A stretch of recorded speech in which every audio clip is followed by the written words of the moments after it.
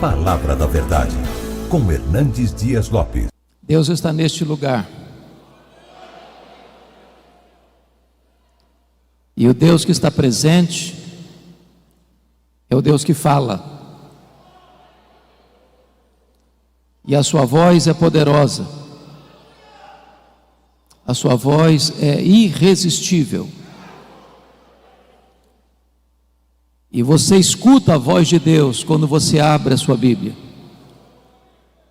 Então abra sua Bíblia comigo e vamos ouvir a voz de Deus ao nosso coração. Abra em Joel, profeta Joel, capítulo 2.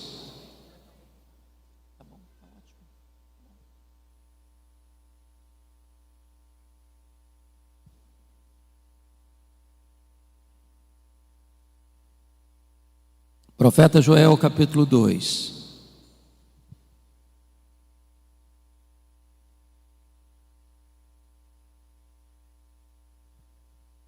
Nós vamos ler dos versos 12 ao verso 17. Joel, capítulo 2.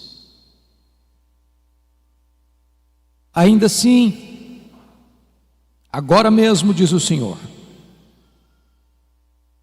convertei-vos a mim de todo o vosso coração,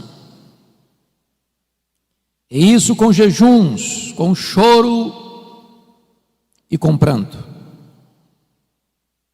Rasgai o vosso coração, e não as vossas vestes, e convertei-vos ao Senhor, vosso Deus, porque Ele é misericordioso e compassivo, e tardio em irar-se, e grande em benignidade, e se arrepende do mal.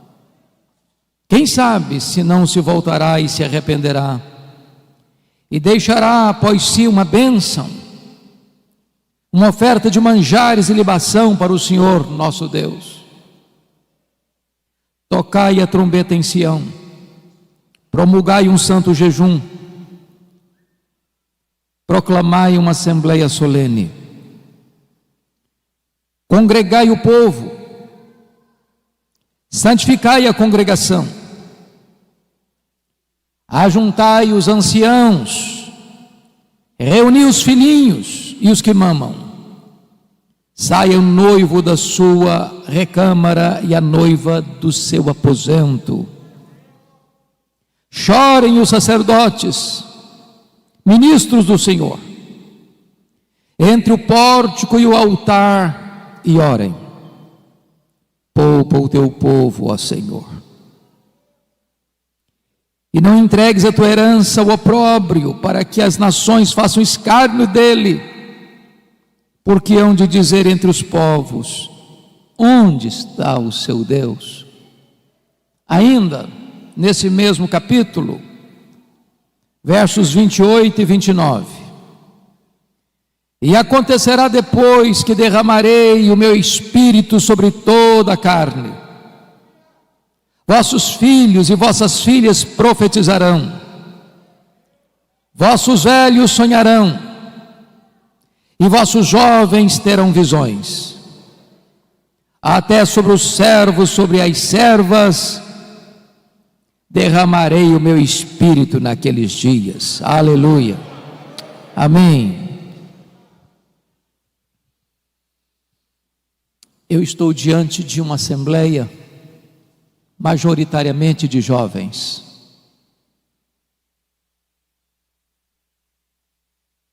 E eu quero dizer a vocês, jovens, e aos demais irmãos, como vocês todos bem têm ciência de que nós estamos vivendo os tempos mais críticos, mais difíceis, mais amargos das últimas gerações.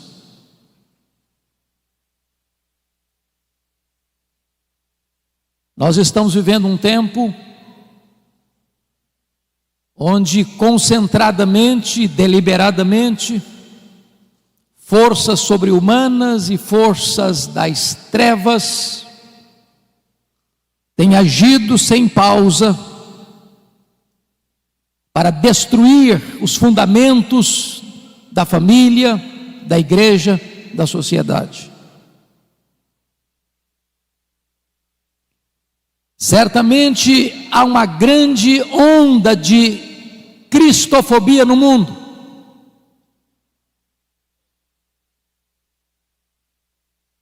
Em muitos lugares, enquanto estamos reunidos aqui, crentes estão sendo presos, torturados, mortos.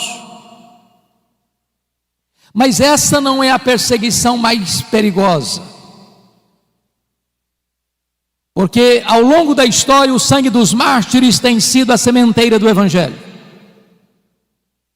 A perseguição mais perigosa é a ideológica, é a filosófica, é aquela que vem de mansinho, se aninha, se instala e vai minando a fé cristã, vai destruindo os fundamentos.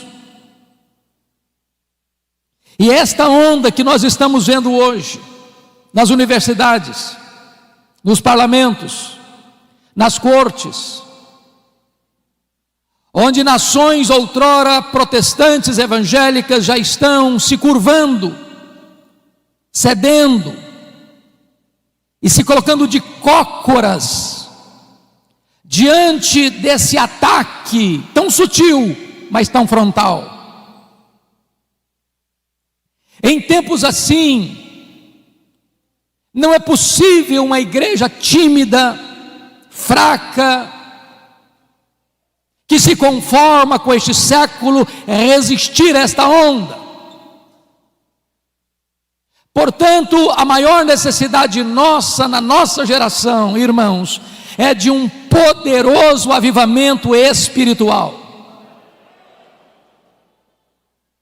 Talvez você olhe para o cenário, onde na Europa a igreja parece estar coberta de cinzas, onde você olha para a América e vê as denominações históricas rendidas ao liberalismo, onde você vê no Brasil denominações que já se renderam ao liberalismo e outras mergulharam-se no sincretismo, onde uma onda de ateísmo cresce no mundo, inclusive no Brasil. Você diz, diante dessa crise, desse cenário cinzento, como esperar um avivamento? Como crer num avivamento? E eu quero dizer a vocês que os grandes avivamentos da história nasceram do ventre da crise. A crise não é um impedimento para a ação de Deus. A crise muitas vezes é o caminho mediante o qual Deus se apresenta à sua igreja, porque quando o homem não tem saída para os seus problemas, Deus abre um caminho no deserto, Deus abre um caminho no meio do mar, Deus faz o seu caminho na tempestade.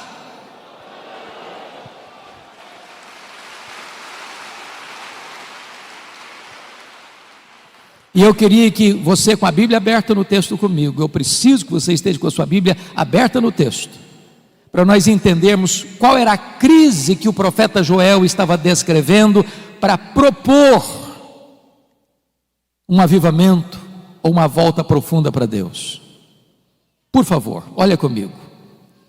No capítulo 1, versículo 4, para uma cultura daquela época agropastoril, ou seja, o povo só podia sobreviver da agricultura e da pecuária.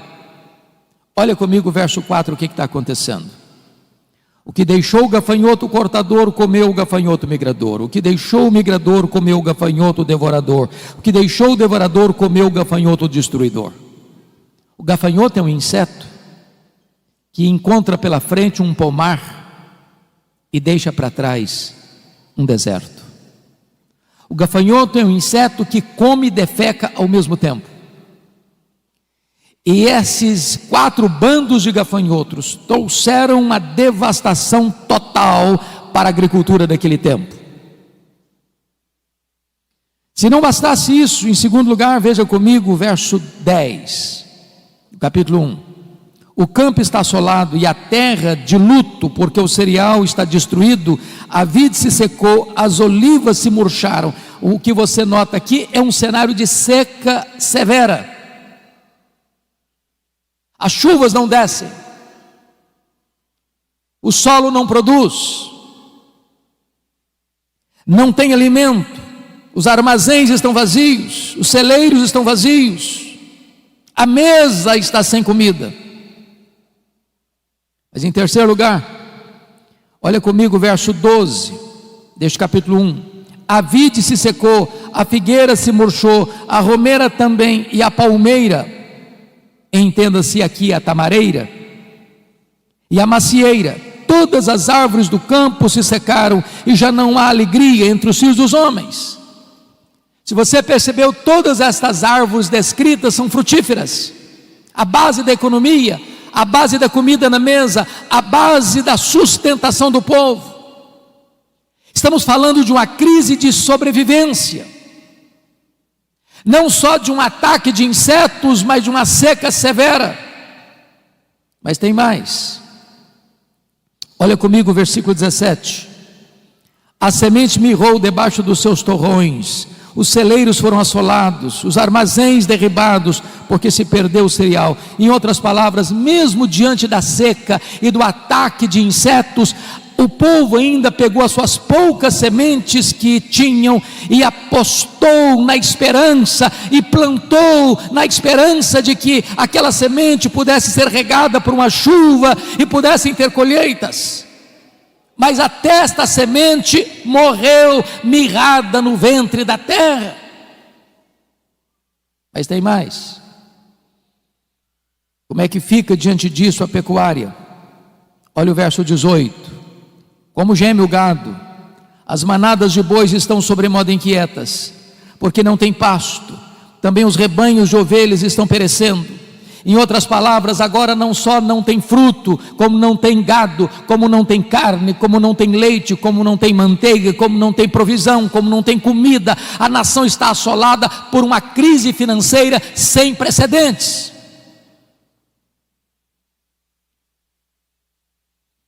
Se você perceber, a crise não fica só aí. Quando chega no capítulo 2, o profeta faz a descrição de uma invasão militar. Muito provavelmente ele está descrevendo aqueles dias vividos pelo rei Ezequias, quando o reino do norte, cuja capital era Samaria, caiu no poder da Síria. E agora este mesmo poderoso exército que derrotou as 10 tribos do norte, cerca Jerusalém. Um poder irresistível.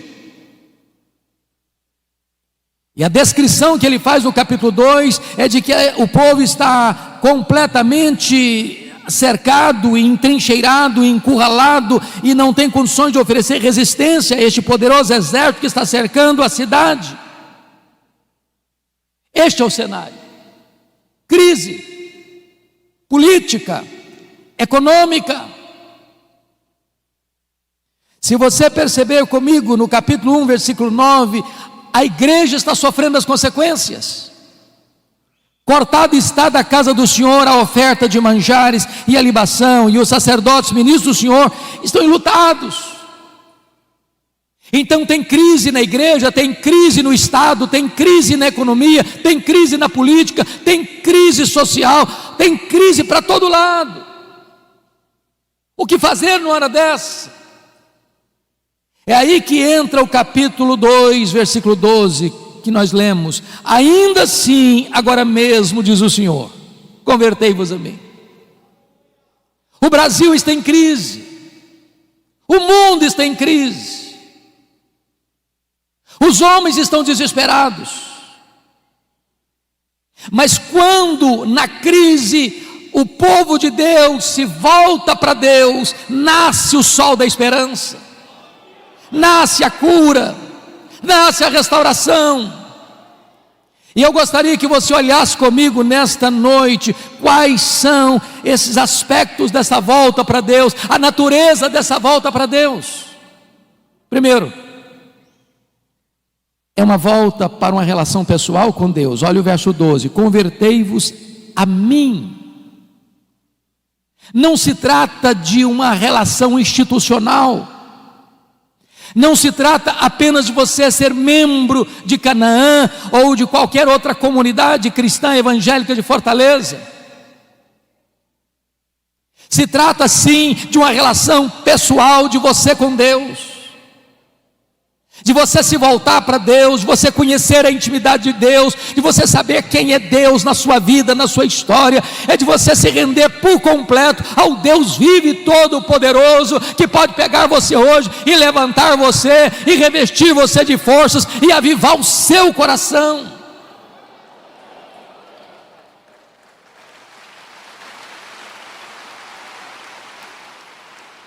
Mas em segundo lugar, irmãos, esta volta é uma volta com profundidade, porque o texto diz: convertei-vos a mim de todo o vosso coração. Não é aquela volta para Deus porque o calo está doendo, não é aquela volta para Deus porque você está desempregado, não é aquela volta para Deus porque você está enfermo, não é aquela volta para Deus porque o seu casamento está abalado, não é aquela volta para Deus para resolver um problema familiar urgente. Você pode ter todas essas motivações, e é bom que você volte nessas circunstâncias, mas quando o problema vai embora, quando a situação se resolve, muita gente se volta para trás e continua longe de Deus do mesmo jeito. Como diz o profeta Oséias: ó Israel, o teu amor cedo passa. Deus quer que você se volte para Ele com profundidade, de todo o seu coração, que Ele seja o amado da sua alma, que Ele seja o prazer da sua vida, que Ele seja o deleite do seu coração, que Ele seja a sua maior riqueza, que Ele seja o seu maior tesouro, que Ele seja a sua riqueza e a sua herança.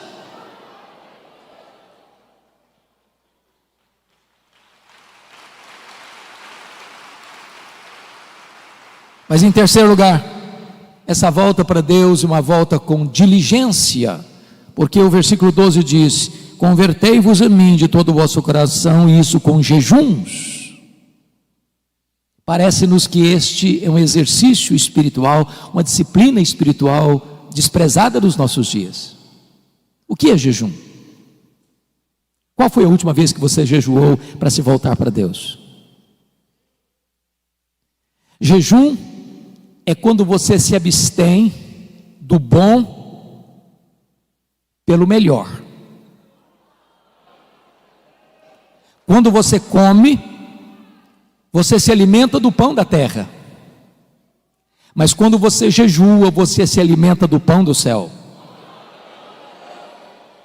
O pão da terra é um símbolo do pão do céu. Mas quando você abre mão do pão da terra para jejuar, você está dizendo que o pão do céu é mais importante e é mais saboroso do que o pão da terra. Jejum é fome de Deus. A nossa geração está tão acostumada com o sabor do pão da terra que perdeu o sabor do pão do céu. A nossa geração está tão acostumada com o pão da terra que perdeu o apetite pelo pão do céu. E nós precisamos buscar a Deus, entendendo que não só de pão vive o homem, mas de toda a palavra que procede da boca de Deus.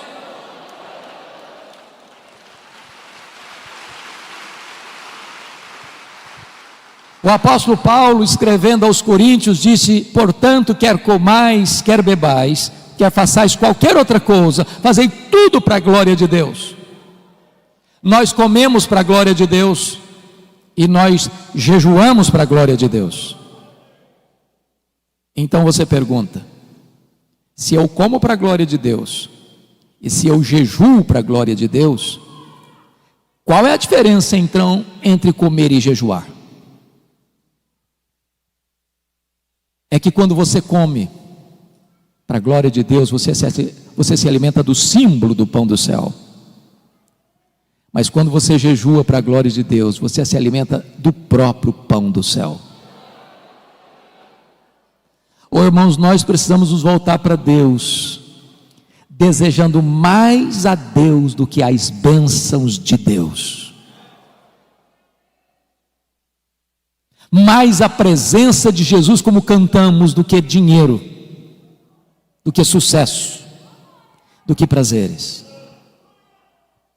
Mas em quarto lugar, irmãos, essa volta para Deus, confiram comigo, esta volta para Deus precisa ser uma volta com quebrantamento, porque o verso 12 ainda diz: convertei-vos a mim com choro e com pranto. Às vezes nós estamos voltando para Deus com o coração seco demais e com os olhos enxutos demais. Qual foi a última vez que você chorou voltando-se para Deus? Qual foi a última vez que você chorou como Neemias chorou ao saber da realidade dramática do seu povo, o estado da sua igreja? Qual foi a última vez que você chorou como Davi chorou ao ver a sua família nas mãos do inimigo? Qual foi a última vez que você chorou como Pedro chorou pelos seus próprios pecados? Qual foi a última vez que você chorou ao olhar para Jerusalém de hoje, olhar para a igreja de hoje, como Jesus chorou à entrada da porta de Jerusalém? Jerusalém, Jerusalém, quantas vezes quis eu agasalhar-te debaixo das minhas asas e tu não quiseste. É hora de chorar, irmãos. Chorar pelos nossos pecados, chorar pelo estado da nossa nação, chorar pelos nossos governantes, chorar pela nossa cidade, chorar pela igreja.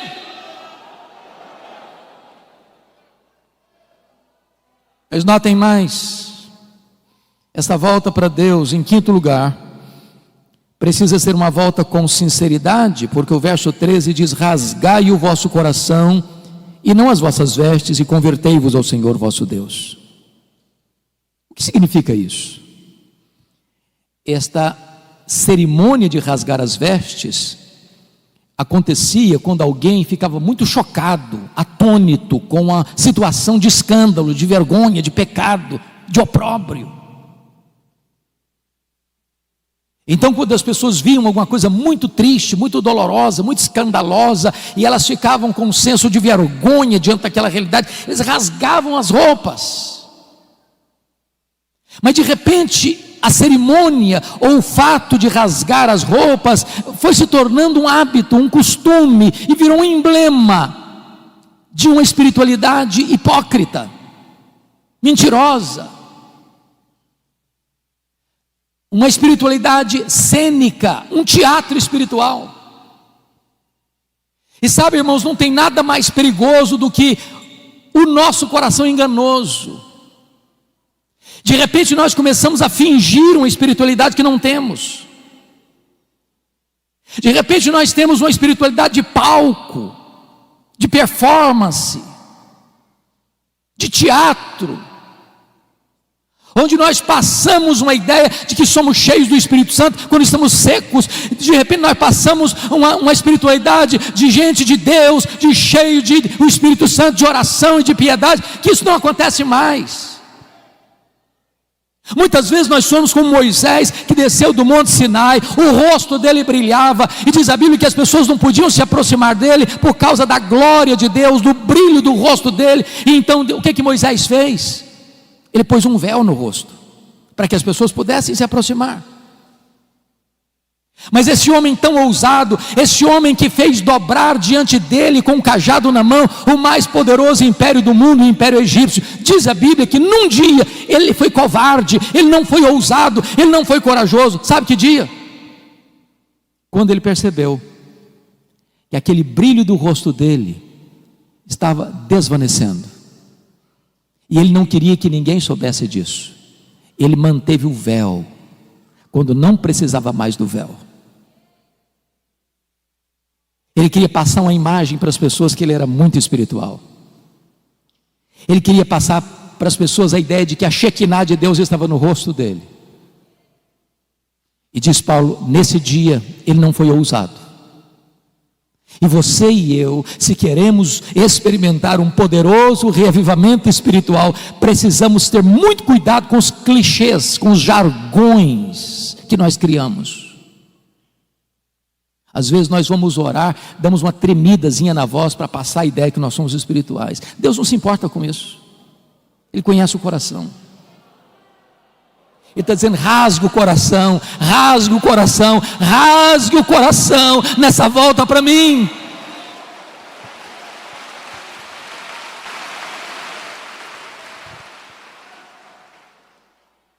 Mas notem comigo, irmãos, segundo ponto que eu quero dizer para você, não só a natureza desta volta, mas a urgência dessa volta.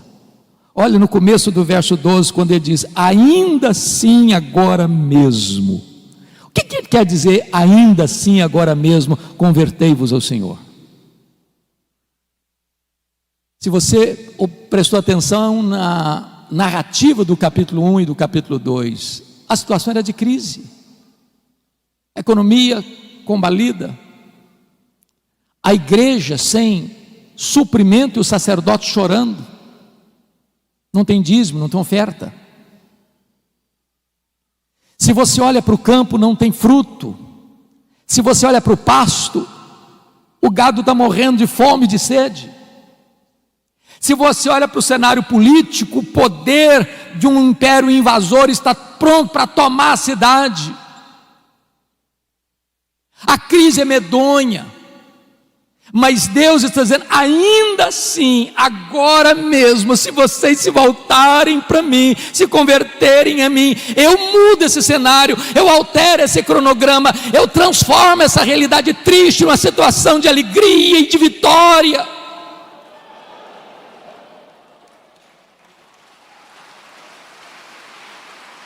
Os destinos de uma nação, irmãos, não estão nas mãos dos governantes. Não é de Brasília que procede a restauração da nação, é do coração da igreja de Jesus Cristo. O Senhor Deus disse: se o meu povo, que se chama pelo meu nome, se humilhar e orar e me buscar e se converter de seus maus caminhos, então eu ouvirei dos céus, perdoarei os seus pecados e sararei a sua terra. Em tempos de avivamento, Deus levanta a igreja e Deus restaura a nação. Eu quero conclamar você, jovem, você pai, você mãe que está aqui. É tempo de nós nos voltarmos para Deus. Não dá para esperar mais, não dá para sermos crentes meia boca mais, não dá para sermos crentes mornos mais, não dá para sermos gente descomprometida mais. É tempo de nos voltarmos para Deus. Isso é urgentíssimo.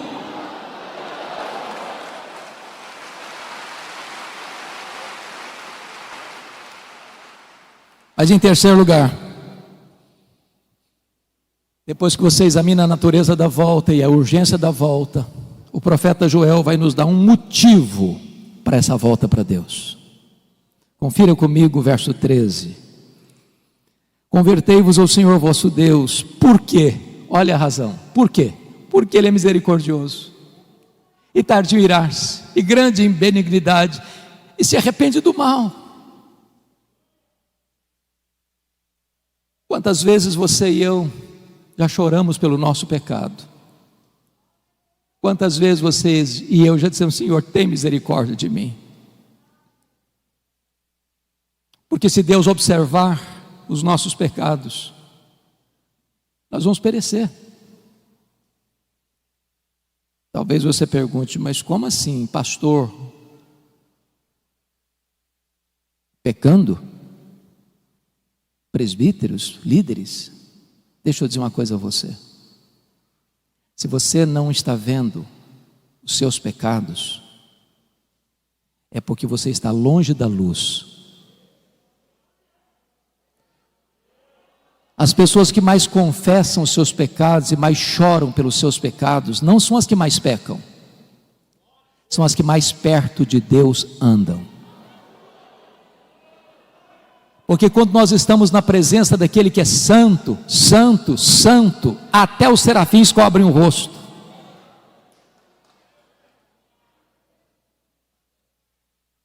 Talvez uma das maiores necessidades nossas, meus irmãos, é que Deus abra os nossos olhos para entendermos quão santo é o nosso Deus. E este Deus é o Deus que é compassivo e benigno. Ele habita lá no alto e sublime trono, mas Ele habita com abatido e contrito de coração. E se você se voltar para Ele, Ele se volta para você. Se você correr para Ele, Ele vai abraçar você, Ele vai tirar suas vestes sujas, Ele vai restaurar a sua vida, Ele vai fazer uma festa com a sua volta, e você vai ter uma alegria tão gloriosa e bendita da comunhão com Ele. Então você e eu não temos que fugir de Deus, nós temos que correr para Deus. Se você, jovem, está pecando contra o seu Deus, se você caiu, se você desobedeceu, se você está longe de Deus, não fuja de Deus, fuja para Deus. Ele é o abrigo, Ele é o perdoador, Ele é o restaurador, Ele cura, Ele liberta, Ele salva, Ele levanta, Ele enche com o Espírito Santo, Ele usa a sua vida para a glória do seu nome. É a misericórdia dEle que nesta noite deve nos levar de volta para os seus braços.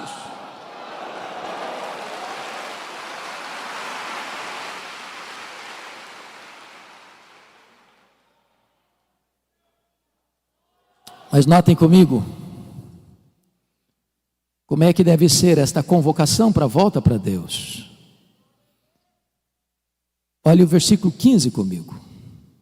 Tocai a trombeta em Sião. Oh, irmãos amados, está escrito: promulgai um santo jejum e proclamai uma assembleia solene. O que esse texto está dizendo é que o seu e o meu problema não está lá fora,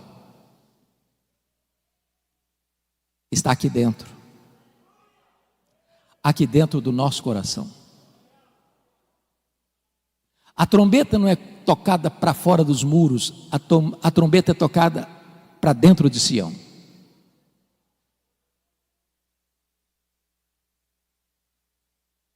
Somos nós que temos que fazer um concerto com Deus.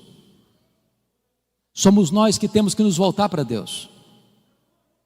O mundo lá fora não conhece a Deus.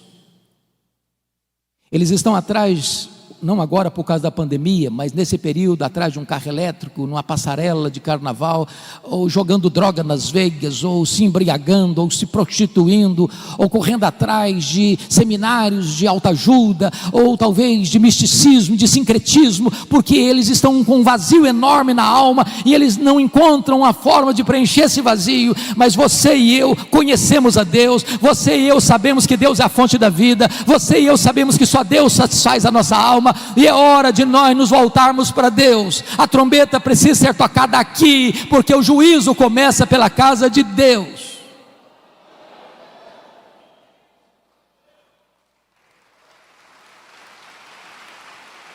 O nosso maior problema não vem de fora, mas vem do nosso próprio coração. E é curioso, meus amados, que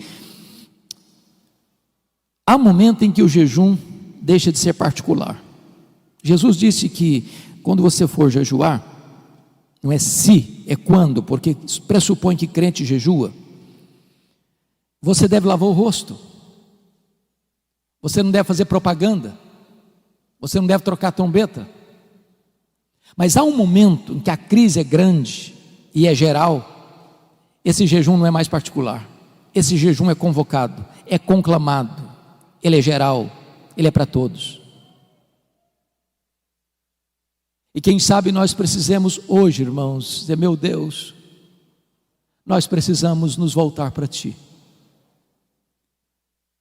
E todos precisam voltar. Você precisa voltar. É necessário conclamar um jejum solene, uma convocação solene, uma assembleia solene, para que todos se voltem para Deus. Mas quem são esses integrantes que vão voltar para Deus? Confira comigo, por gentileza, o versículo de número 16: congregai o povo, santificai a congregação, ajuntai os anciãos. Primeiro, os anciãos. Quem são os anciãos? São os líderes. Os primeiros a pôr o pé na água são os líderes. Os primeiros a acertar a vida com Deus são os líderes. Os primeiros a buscarem a Deus são os líderes. Os de cabeça branca precisam puxar essa fila.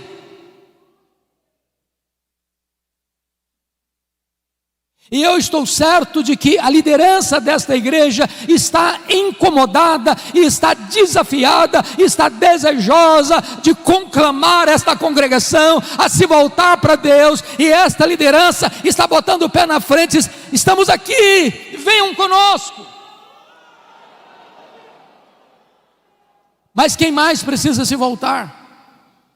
Olha comigo o versículo 16: congregai, ajuntar os anciãos, reunir os filhinhos. E esta é uma expressão para a juventude. Lugar de jovem curtir a vida não é no mundo. Lugar de jovem viver a plenitude da vida é na presença de Deus. E eu quero convidar você, adolescente, eu quero convidar você, jovem, a colocar a sua juventude nas mãos de Deus e a buscar a Deus.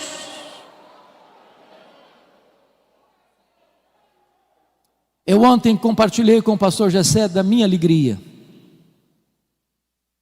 de vê-lo convocando a juventude para um café, que não era um café, era um encontro, um bate-papo sobre as coisas mais importantes, que esta geração de cabelos brancos, esta geração de anciãos, está dizendo: nós já cumprimos o nosso ministério, estamos concluindo o nosso ministério, mas esse ministério não vai parar, esse ministério não vai ser interrompido, esse ministério não vai acabar. Nós estamos passando o bastão para a nova geração, e esta nova geração precisa estar imbuída do mesmo propósito, conhecendo a Deus, amando a palavra de Deus, comprometida com a palavra de Deus, para pregar a palavra de Deus, no poder do Espírito Santo de Deus, para que a igreja de amanhã, a igreja, a segunda geração, seja mais viva, seja mais cheia do Espírito Santo, seja mais comprometida do que a geração atual. Você, jovem, não está dispensado deste encontro com Deus. Se você olhar para a história da igreja, talvez os dois maiores avivamentos depois da reforma do século XVI aconteceram sob a liderança de jovens. O avivamento da Inglaterra do século XVIII começa com estudantes da Universidade de Oxford. Avivamento que levanta a igreja das cinzas e que restaura a nação de uma crise medonha. No começo do século XX, no país de Gales, um país marcado pela jogatina e pela prostituição, o avivamento começa com um adolescente, Evan Roberts. E durante 6 meses, 100.000 pessoas salvas, a nação impactada, os estádios de futebol ficaram vazios e as igrejas lotadas, e Deus restaurou aquela nação. Então eu quero conclamar você, adolescente, eu quero conclamar você, jovem, para você se voltar para Deus e experimentar um poderoso avivamento em seu coração nesses dias. Mas quem mais deve se voltar? Confira comigo o versículo 16: também reuni os que mamam. Eu tenho visto muita gente: não, criancinha não pode ir para a igreja, é muito melindroso, é muito pequenininho, é muito sensível, é muito vulnerável. Na nossa geração, traziam-nos para a igreja, quase que logo depois do parto. Estamos vivos até hoje. Igreja é lugar de criança. Criança precisa vir para a igreja desde a meninice mais tenra, no braço do pai, no braço da mãe, no colo do pai, no colo da mãe, porque é aqui que ele começa a aprender, a conhecer a palavra de Deus, a amar a palavra de Deus e a conhecer a igreja do Deus vivo. As crianças não estão dispensadas nessa coletividade de buscar ao Senhor.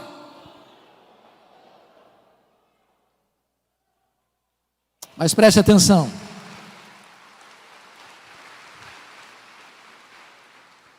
Quem é que deve buscar o Senhor? Diz o texto no verso 16: sai o noivo da sua recâmara e a noiva do seu aposento. O que significa isso? Vocês que conhecem a Bíblia sabem que na cultura judaica, quando um rapaz se casava, uma moça se casava, esse rapaz era dispensado do serviço militar durante 1 ano, para desfrutar da vida conjugal. Deus está quebrando aqui um protocolo. Deus está aqui dizendo o seguinte: olha, essa busca, esse acerto com Deus é tão urgente que você interrompe a lua de mel. Até no dia das núpcias de um rapaz e de uma moça, ele e ela não estão dispensados desta volta para Deus, desta busca de uma restauração espiritual. Mas o que me marca profundamente, irmãos, é que no verso 17, Deus destaca alguém nessa busca. Porque está escrito: chorem os sacerdotes ministros do Senhor. Quem são os sacerdotes? Os sacerdotes eram aqueles que ensinavam a lei. Os sacerdotes eram aqueles que oravam pelo povo. Os sacerdotes eram aqueles que ofereciam sacrifícios pelo povo. Há um peso maior nos ombros dos pastores. Talvez você não imagine. Você vê pastores aqui à frente, o peso que eles sentem nos seus ombros, pelas ovelhas. E a ordem que Deus dá para nós pastores é chorar. Chore os ministros, sacerdotes do Senhor. E o que deve levar um pastor a chorar num tempo de crise, buscando avivamento? Primeiramente, é o amor ao povo de Deus, para que ele não seja opróbrio, para que ele não seja motivo de vergonha. A igreja evangélica brasileira, irmãos, está sendo mais conhecida na mídia pelos seus escândalos. Líderes presos, acusados dos crimes mais vergonhosos.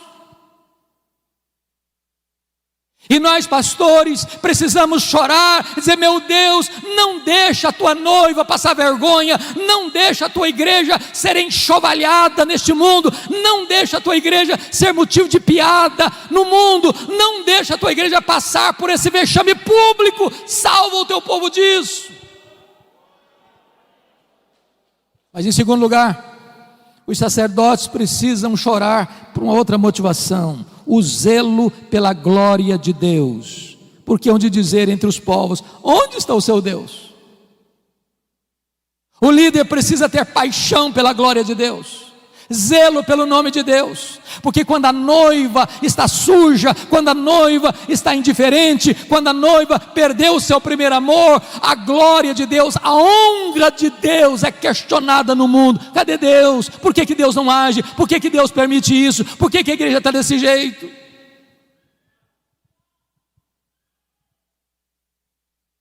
Mas notem comigo, irmãos, que quando o povo atende à conclamação de Deus, um milagre extraordinário começa a acontecer. E a primeira coisa, confira comigo o verso 18, porque tem uma palavra aí que é a dobradiça do texto, é o elo de ligação do texto. Então, o Senhor se mostrou zeloso da sua terra e compadeceu-se do seu povo. Oh, irmãos, nós aguardamos esse tempo de avivamento. Sabe o que vai acontecer? Deus reverte tudo aquilo que estava descrito de crise no capítulo 1. Se não, vejamos. Primeiro, olha o versículo 19 comigo. E respondendo lhe disse: eis que vos envio o cereal e o vinho e o óleo, e dele sereis fartos, e vos não entregarei mais ao opróbrio entre as nações. A economia é recuperada. Quem restaura a economia é o próprio Deus. Segundo lugar, olha comigo o versículo 20. Diante do cerco do inimigo, olha o que vai acontecer: mas o exército que vem do norte eu removerei para longe de vós, lançá-lo-ei em uma terra seca e deserta.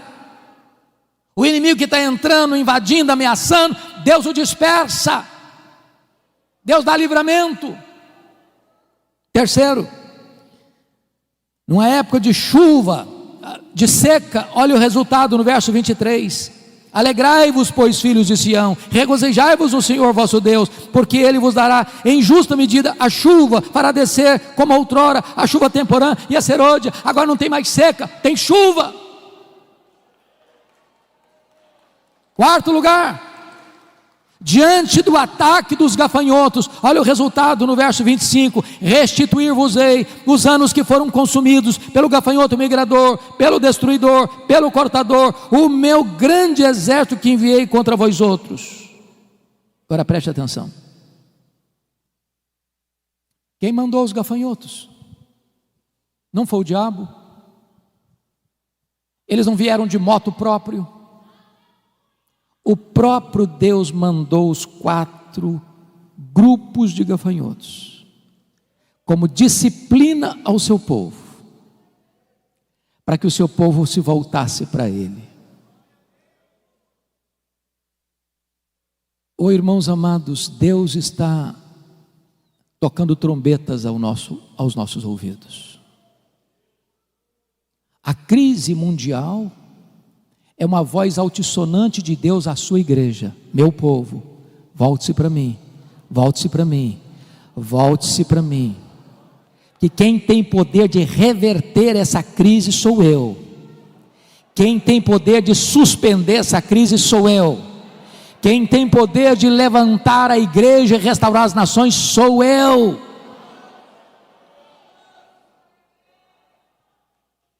Mas em último lugar, irmãos, preste bem atenção no que eu vou lhes dizer. Nós cantamos isso aqui hoje. Sabe qual era o maior problema do povo? Não era a seca, não era a falta de fruto no campo, nem de gado no curral. O maior problema do povo nem mesmo era um exército inimigo tentando atacar. O maior problema da igreja, preste atenção nisso, não é nem a presença do diabo. O maior problema da igreja é a ausência de Deus. Foi o que Paulo disse: se Deus é por nós, quem será contra nós? Você e eu podemos perder bens materiais, você e eu podemos perder emprego, você e eu podemos perder até a saúde. O que você e eu nunca podemos perder é a presença de Deus. É a presença de Deus. Não tem nada mais triste, irmãos, do que a inscrição Icabode, foi-se a glória do Senhor. É por isso que está escrito no verso, confira comigo aí por gentileza, 27, sabereis que eu estou no meio de Israel, e que eu sou o Senhor vosso Deus, e não há outro, e o meu povo jamais será envergonhado. É a presença de Deus, é a presença de Deus, é a presença de Deus. Eu quero concluir, levando você agora para os versos 28 e 29, porque está escrito assim: e acontecerá depois, preste atenção, não antes, e acontecerá depois. Depois de quê? Depois que o povo de Deus se volta para Deus de todo o coração, com jejuns, com choro, com pranto, rasgando o coração e não as vestes. Depois que o povo de Deus se volta para Deus, olha a promessa: e acontecerá depois que derramarei o meu espírito sobre toda a carne. Vossos filhos e vossas filhas profetizarão, vossos velhos sonharão, vossos jovens terão visões, e até sobre os servos e sobre as servas derramarei o meu espírito naqueles dias. Sabe o que aconteceu, irmãos? Essa promessa de Joel, mais de 600 anos depois, se cumpre no dia de Pentecostes. E quando Pedro se levanta, porque o povo está perguntando o que quer isso dizer, atônito, uns achando com preconceito são galileus, outros com desprezo estão bêbados. Pedro se levanta e diz assim: não, eles não estão bêbados. O que está acontecendo aqui é o que disse o profeta Joel: e acontecerá depois que derramarei do meu espírito sobre toda a carne. E esta promessa não é apenas para nós, não é apenas para vós, é para os vossos filhos, é para aqueles que estão ainda longe, é para quantos o Senhor nosso Deus chamar. Significa o seguinte: essa promessa de Joel é para a igreja evangélica, Assembleia de Deus, Ministério Canaã. Esta promessa é para você que está aqui hoje, nesta noite. Esta promessa é para você que está acompanhando este culto pela internet. Esta promessa é para a igreja evangélica brasileira. Esta promessa é para os nossos dias.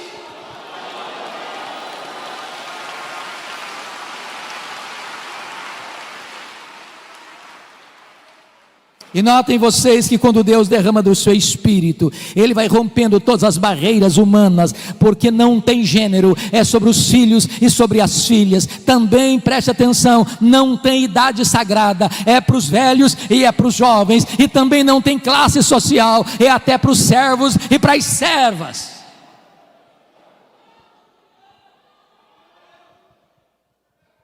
E diz o texto, duas coisas eu destaco para fechar: vossos filhos e vossas filhas profetizarão. Ô pastor, como é bom ter a perspectiva de ver jovens se levantando para pregar. Deixa eu lhes dar um pequeno testemunho. Quando eu nasci, minha mãe me consagrou para Deus, para ser pastor, porque ela tinha que fazer uma escolha entre a vida dela e a minha. O médico disse: não dá para salvar os dois, tem que fazer uma escolha. E a minha mãe disse: eu não abro mão desse filho, estou pronto a morrer por ele, a dar minha vida para ele, mas eu não desisto dele.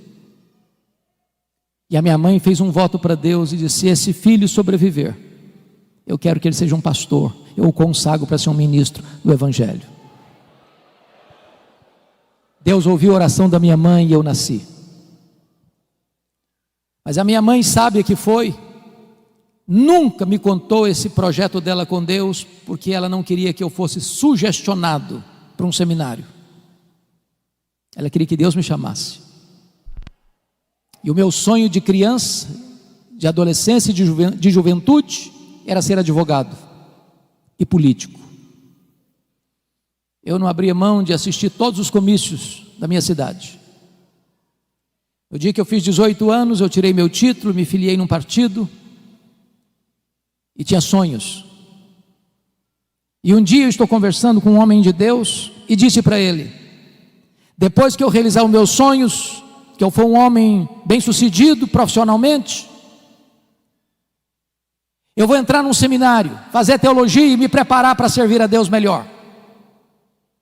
E esse homem, usado por Deus, botou o dedo no meu nariz e disse: você quer dar as sobras para Deus?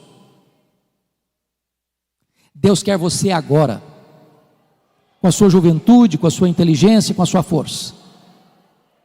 E aquela palavra entrou no meu coração como uma flecha. E aquele dia foi o dia do meu chamado para o ministério.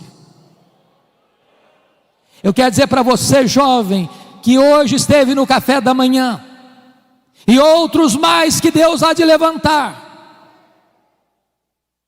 que você possa se levantar para ser um pregador poderoso da palavra de Deus na nossa geração.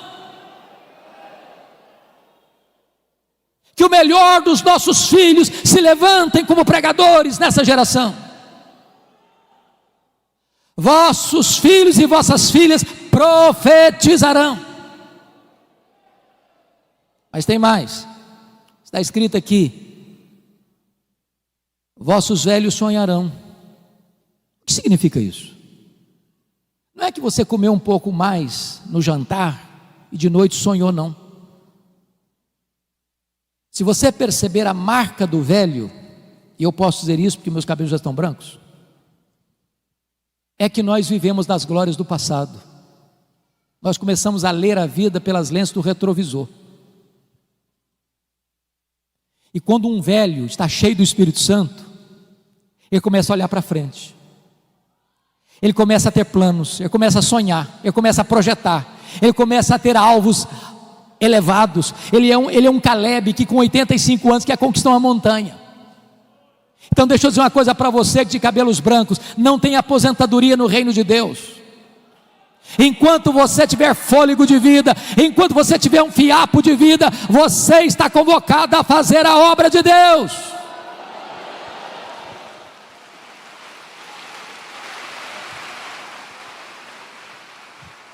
Não é hora de você vestir um pijama, não é hora de você ficar numa cadeira de balanço, é hora de você se levantar e usar a sua sabedoria, e usar o seu conhecimento, e usar a sua experiência, e usar as forças que Deus vai lhe dar, para ser uma bênção. bênção nas mãos de Deus.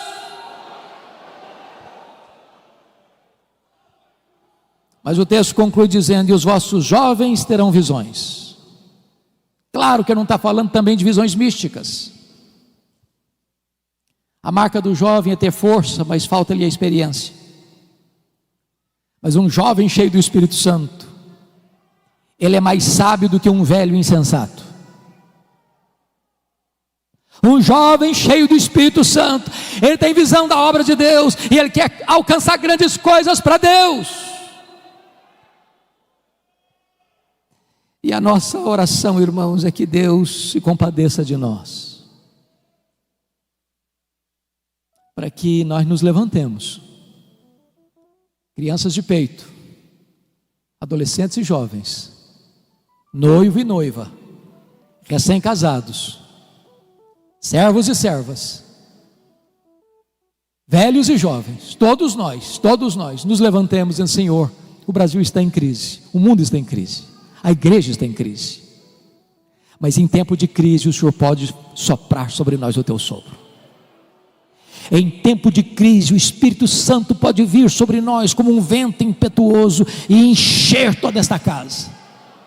Em tempos de crise o Espírito Santo pode descer em línguas como de fogo e pousar sobre cada um de nós e ficarmos cheios do Espírito Santo. E uma igreja cheia do Espírito Santo, ela não teme prisões, ela não teme açoites, ela não teme a morte, ela não teme perseguição, ela não teme martírio, ela não teme pobreza, ela não teme o diabo, ela não teme o mundo. Ela vai avançando, e ela vai avançando, e ela vai conquistando, e a glória de Deus vai se manifestando, e os cativos vão sendo libertos, e os pecadores vão sendo salvos, e um grande avivamento há de varrer a nossa nação para a glória de Deus.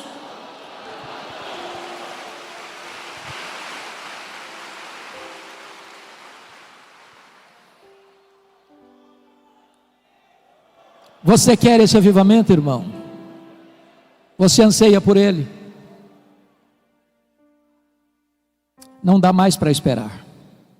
Ainda assim, agora mesmo, diz o Senhor: convertei-vos a mim de todo o vosso coração. Que Ele nos ajude. Amém.